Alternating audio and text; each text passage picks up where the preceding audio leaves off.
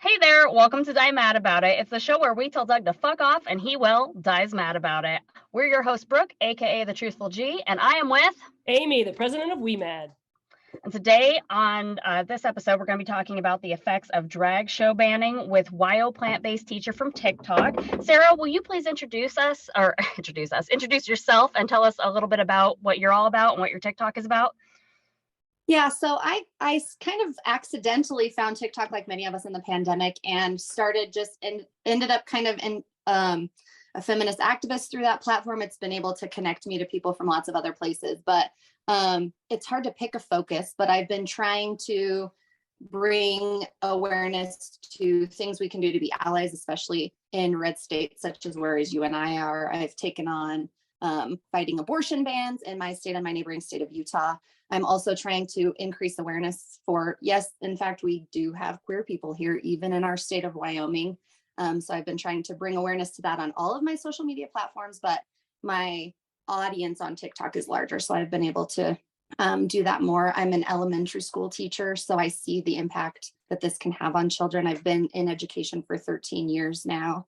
And wow. the backward progress we're having right now is pretty devastating. So I'm sure. And being an educator, you guys already don't have the funding. You don't get the acknowledgement or the appreciation that you necessarily deserve. Just the American educational system as a whole. I just want to thank you for being a part of, the portion of it that's trying to revive what it should be and putting up with everything you put up with. Because I know as an educator, there is a lot of give and not so much take. In fact, I think your student loans are more than what you even make a year.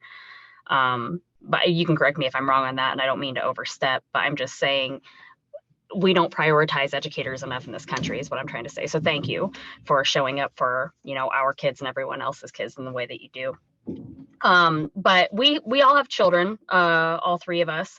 And so we feel we are raising our kids to be universally accepting of people who might be different than them. We're also surrounded by people who are raising their kids to believe in just the opposite, and both sides are satisfied in their convictions. I know personally, I would be more inclined to have a drag queen babysit my children than I would a priest, given the statistics on sexual assaults in churches versus drag shows. At what point are people going to look past their ignorance and bias and actually see the evidence and the statistics for what they are? It seems this is a blatant attack on the drag community in an effort to deflect personal blame. What do you guys think about that? We'll start with you, Sarah. I mean, I hate to be a pessimist, but I'm worried never. Hopefully that doesn't prove to be true, but it just seems like we had this small amount of progress one direction and now we're moving in the other direction. And I think what you touched on, it really is the ignorance of it. A lot of people don't personally know maybe a drag queen or someone who participates in those things, or they've never taken the time to go to a drag show themselves. So they're believing, Tucker Carlson and this Fox News rhetoric of, oh, these are the villains, and they're tapping into that parental fear. Because like you said, we all have kids and we all think we're doing what we need to do to protect our kids. So these people who are wanting to do these things really believe that this is a danger because they're hearing that rhetoric all day, every day, and they're not seeking out alternative opinions or really trying to look into this, like, is this based in fact, or are these people just spewing this for the sake of spewing it? So until people are really willing to go out and diversify what they see, it feels like we're fighting a losing battle. Yeah. I think you're absolutely right. And I totally agree. And it's really easy, I think, to get down on the fact that it feels like we're going backwards. To touch on a couple of things that you said, and I 100% agree, it's absolutely based in ignorance. It goes right hand in hand with a lot of the conservative Christian ethics, as if you will. And a lot of these people, I don't think want to think for themselves. I don't think they want to dive deeper. I think they're kind of the simple-minded, very easily persuaded type of humanity that just wants answers fed to them, right? And they want black and white. So there is no in between. There's man, woman. There's, there is no man in dress, does not compute, a sort of sense. And, a lot of this whole fear-based, going to hell, you have to live the right way, do these types of things, when they're fed these lines, and then you've got the Tucker Carlsons and, my gosh, all of these twisted men that a lot of times end up coming out as, you know, child pornography, all kinds of obscene laws that they are breaking. These things are happening. These are all just distractions. So these men are feeding the public these ideals that are just a distraction from what's actually going on with politics, where all of that is just a complete mess, with the laws that are being, you know, written behind closed doors that people aren't even aware of. There's so much more to it. It's so much more complex. And I think you're exactly right that if they would just take a look at a little bit closer, and not to mention, there have been people dressing up, not necessarily in drag, but we've got the Tu Wong Fu, we've got the movies that these people would also sit side by side after having an argument with you about how, you know, trans people and drag queens, they don't belong, blah, blah, blah. And they'll, oh, I love that movie, Tu Wong Fu. That was a great movie. You know, it's that kind of like, it's right in front of you. And there's no basis. And it's a complete 100% lie that they're drag queens, trans people, that they're not the ones creating these issues. And you can time and time again show all this evidence. Look at all these priests, look at all these, you know, men in politics, you know, for child charges and pornography and trafficking, and it like never matters. They're not ruled by facts here. These people are just ruled by influence and power and money. Yeah, I think for me, and this kind of touches on what both of you said to some dynamic, that if there's a very us and them tribe mentality, and that's a Freudian thing. When we're born, it's there's me and there's you, there's us and then there's them. And for religious people for religious people in particular, there is this cult mentality of we have to maintain, and they always want to be like, well, who are you? Like when it comes to the Roe v. Wade thing, religious people always want to be like, well, who are you? You're not God to decide if that being should be or not. We always have this thing about us, indoctrinated from birth, really, where we're like, well, what gives you the right?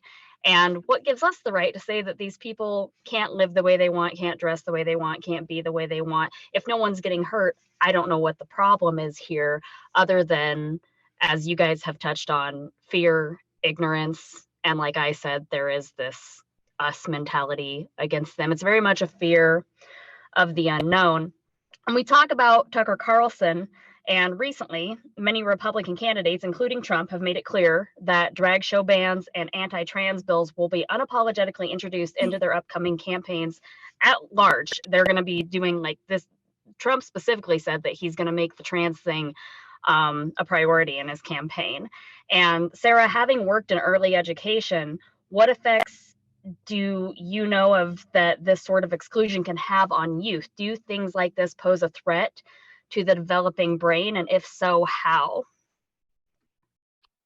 Yeah, I sure do. In fact, I recently attended a trauma training. We're trying to do trauma-informed education. And really, for me, a lot of it, I think, is going to connect with that, because if you think back to like Maslow's hierarchy of needs, you have to have like your food and your water. And the very next step is safety, right?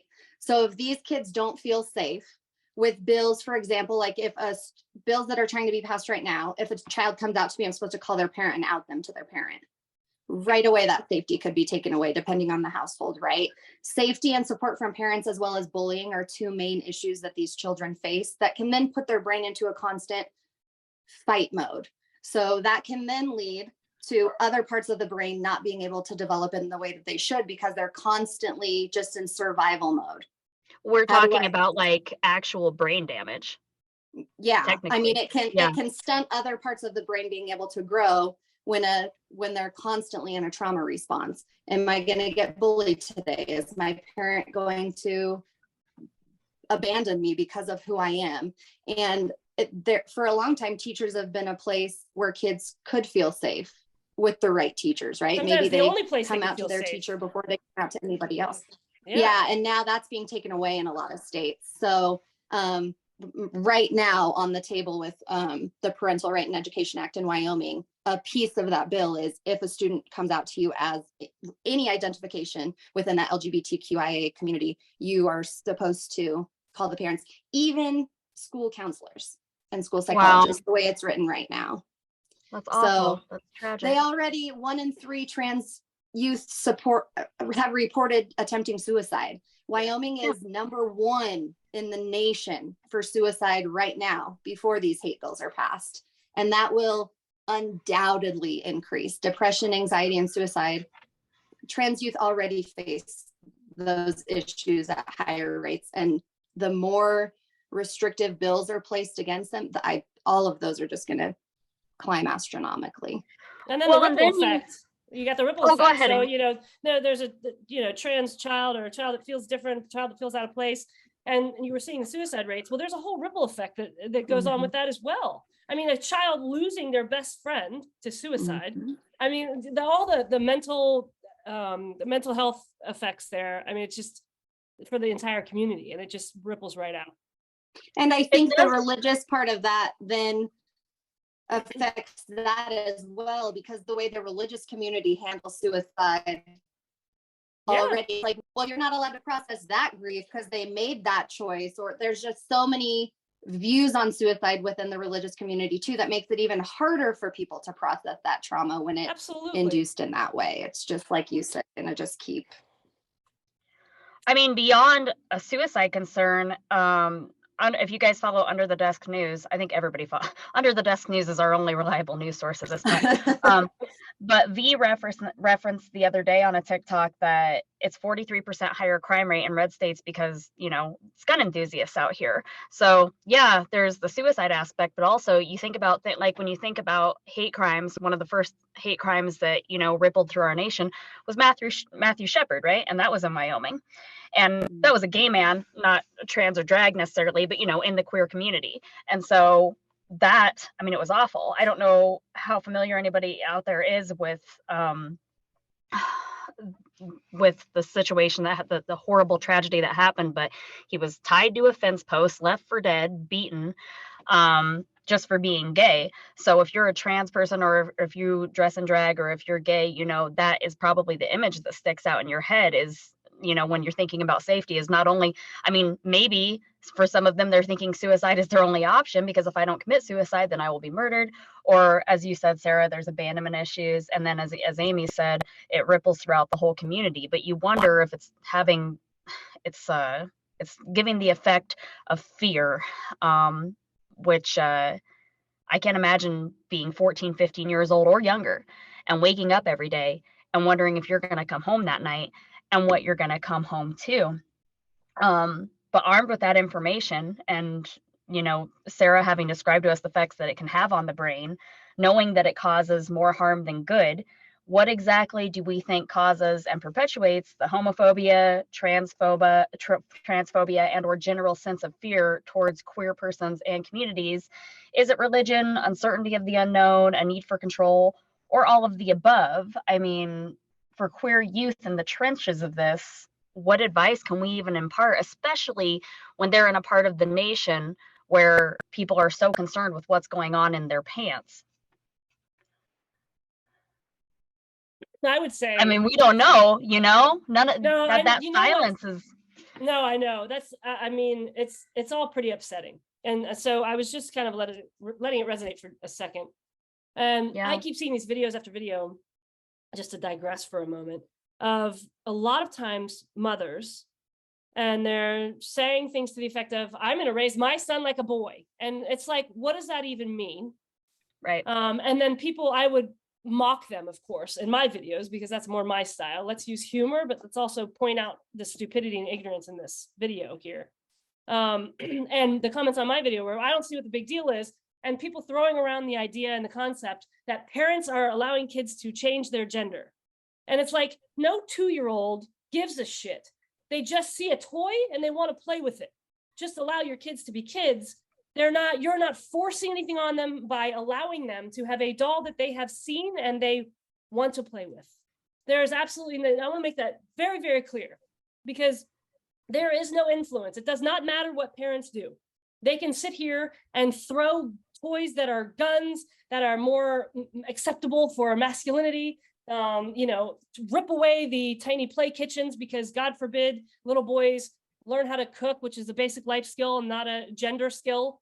Right. You can do that all day long. You will have no effect on your child, other than they probably will not want you in their life moving forward as adults.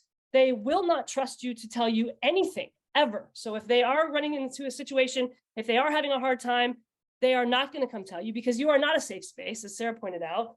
And so all you're doing is showing your child that you have one lane for them to walk in. And if they're not walking in that lane and they're off it in any sort of way, that they are not accepted.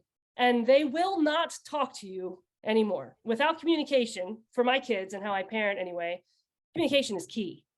Absolutely. And this is why men are, we keep saying men need to get into therapy when we're talking about adults. Men don't do therapy most times because men have not been taught to talk about their feelings. We're talking about suicide rates.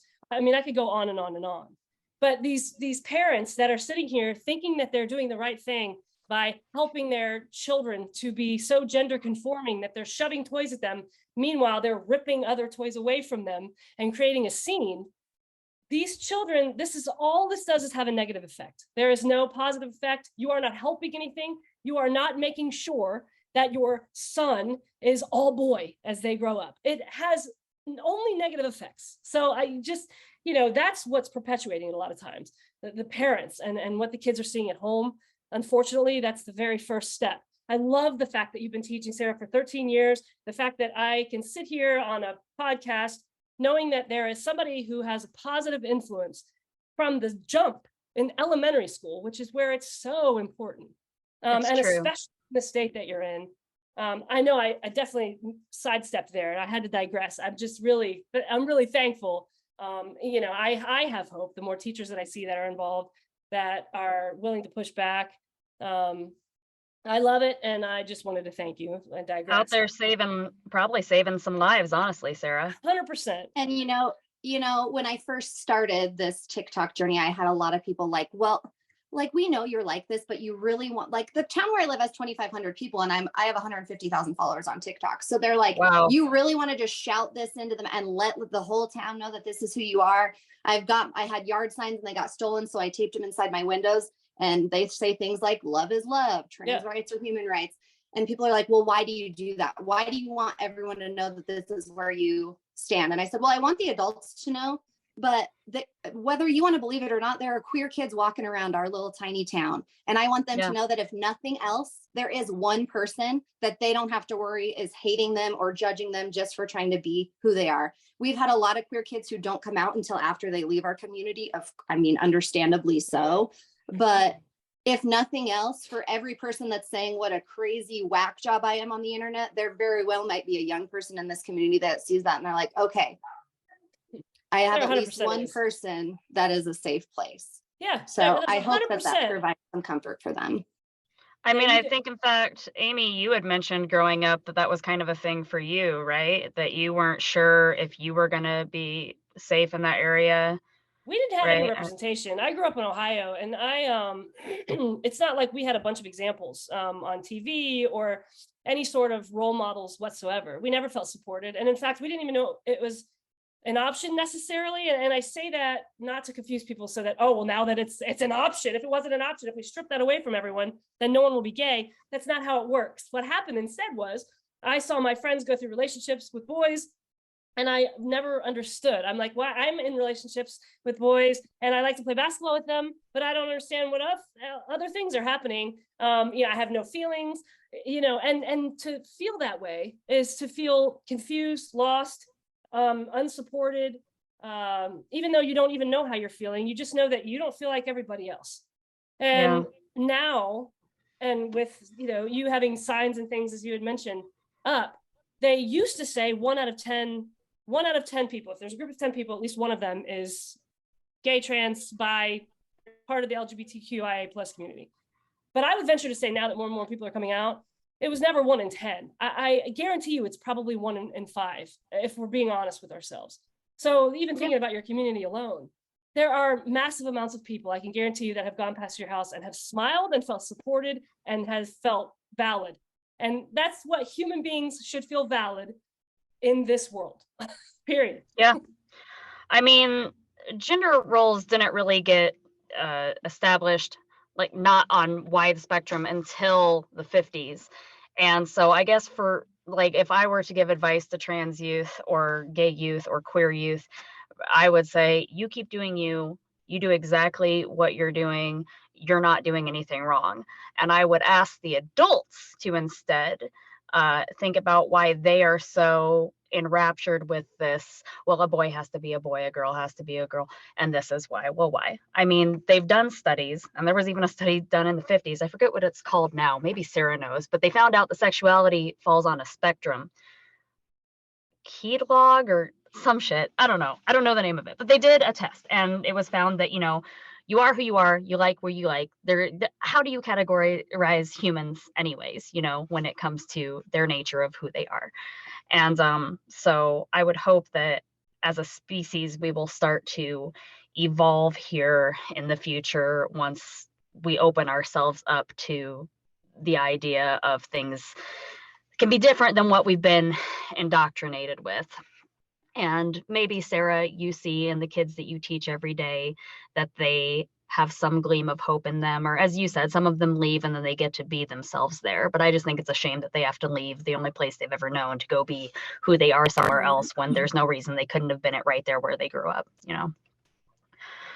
But I mean, do you guys have any additional thoughts to impart? And Amy, thank you for always sharing your queer journey with us, by the way. I appreciate that. Oh yeah, no, I'm here. I'm what you see is what you get. So I'm happy to talk about anything.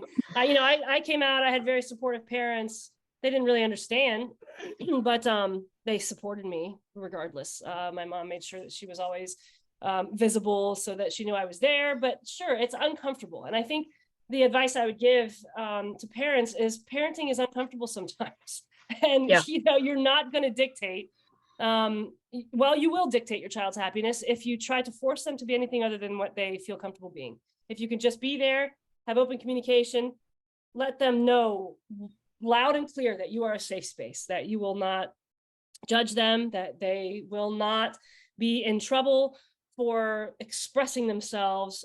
Encourage them to talk to you. I can't even talk about like child suicide, and I can't believe that parents would push their kids to be a certain way. And like, if your kid commits suicide, I think you change your tone. You know what I'm saying? Yeah, it's not worth it. What person would sacrifice their child for their indoctrinated beliefs? It's understandable that it's very upsetting. It's very, there's no way to wrap your head around it, No. So anyway, get myself together. You're fine. Anyway, so I just don't, if parents would start to look at the bigger picture, I think, and instead of, so focused on my 2-year-old needs a toy gun to make sure that he's masculine enough, think about the big picture. See your children as little human beings and not your puppets. Mm-hmm. I think there's so much more. So, yeah. Sarah, final thoughts? I just get out and vote. That's my plug. Make sure you vote. Make sure after you vote, you're looking into what these people are doing.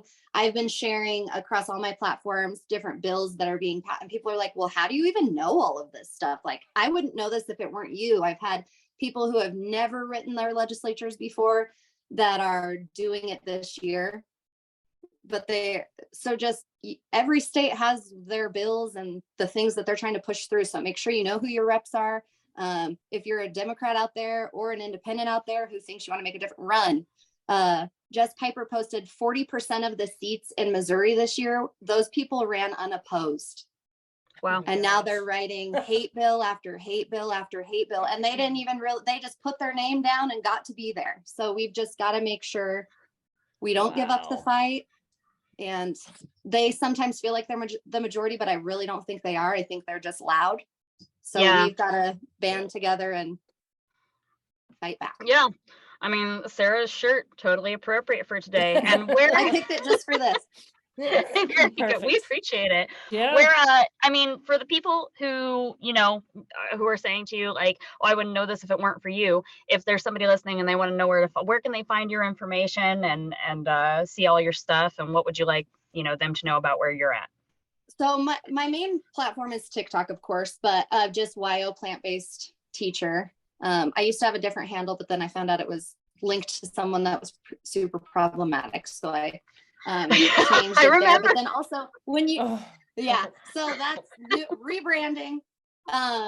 It was the vegan also- teacher, but in also case if you just- anybody's Oh no. Yeah. So they were like, Sarah "Wait, and that what?" person are not connected. They're not No, I connected. didn't even know she existed.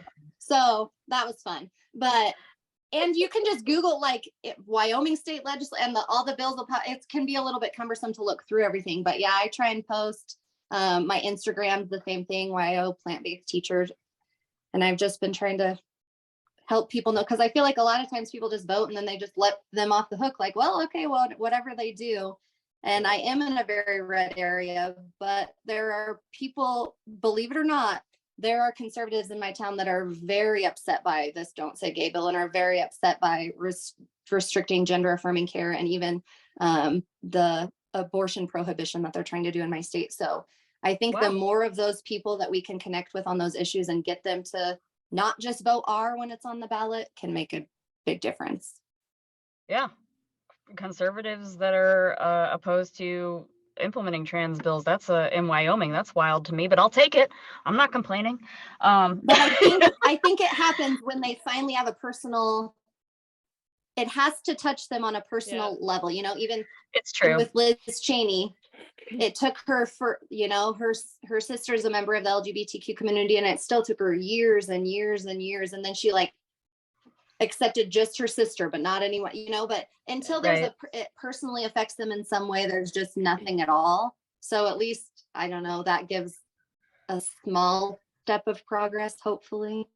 That's a white person thing. It's got to affect us personally for us to care, unfortunately. Baby steps. We're getting there. Oh, wait.